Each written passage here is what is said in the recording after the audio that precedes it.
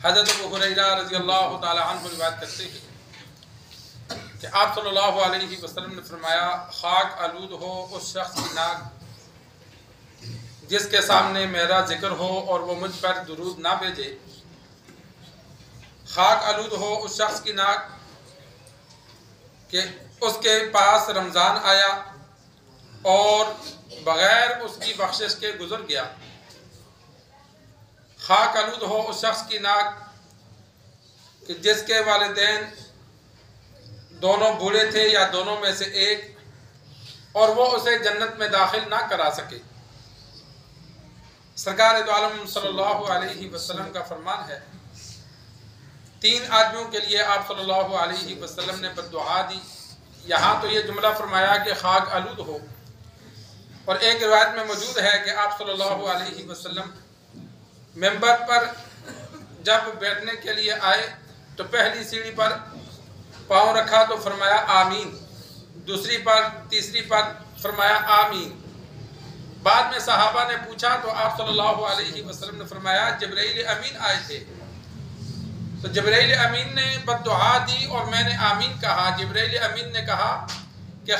ہلاک ہو جائے وہ بندہ جس کے سامنے آپ کا نام مبارک لیا جائے اور وہ درود پاک صلی اللہ علیہ وسلم نہ پڑھے۔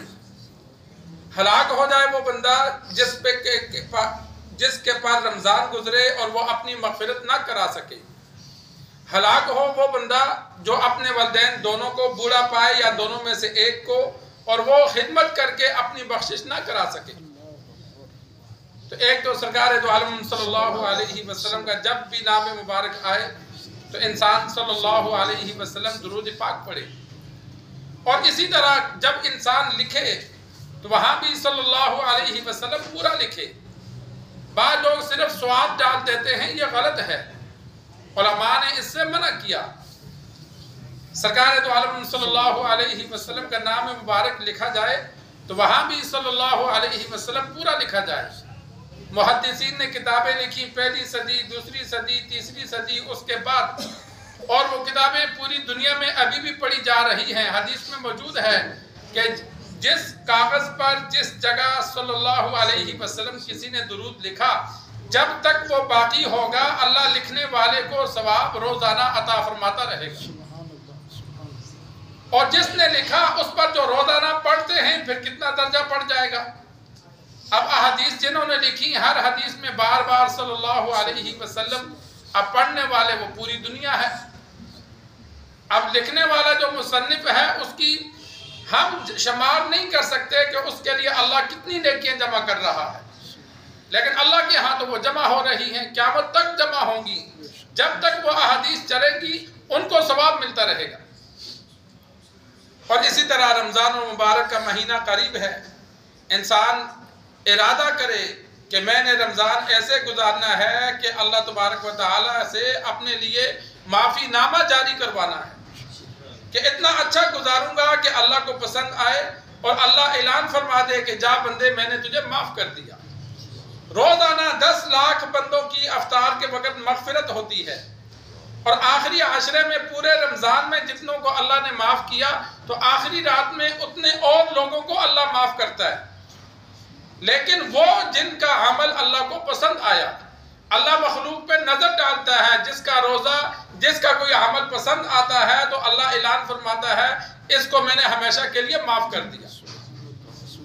تو اب ان لوگوں میں ہم بھی شامل ہو جائیں تو اس کے لیے احتیاط کی ضرورت ہے کہ انسان رمضان المبارک میں تمام عبادات پر وقت ادا کرے اور احسن طریقے سے ادا کرے۔ ایسی کوشش کرے کہ میرا روزہ رمضان کا مہینہ اللہ کو پسند آ جائے، اللہ مجھے معاف کر دے۔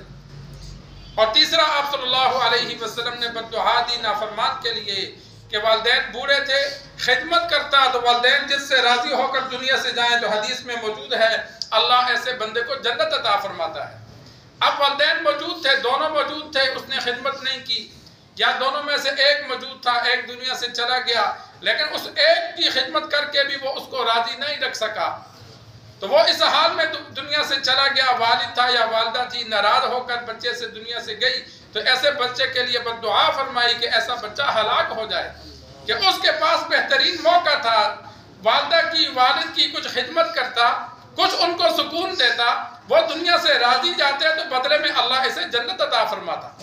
لیکن یہ موقع اس نے ضائع کر دیا کہ وہ دنیا سے چلے گئے اور اس کے پاس جو موقع تھا خدمت کرنے کا وہ ختم ہو گیا۔ جس طرح رمضان گزر جاتا ہے اسی طرح والدین بھی ہمیشہ نہیں رہتے، ہر ایک نے دنیا سے جانا ہے، بعضوں کے دونوں چلے گئے، بعضوں کا ایک باقی ہے، بعضوں کے دونوں موجود ہیں۔ تو انسان جب تک زندگی ہے تو مالی طور پر، جسمانی طور پر، اخلاقی طور پر جتنی ہو سکتا ہے ان کی خدمت کرے اور ان کی نافرمانی نہ کرے۔ اللہ سے دعا ہے اللہ ہمیں دین سیکھ کر، سمجھ کر عمل کرنے کی توفیق عطا فرمائے۔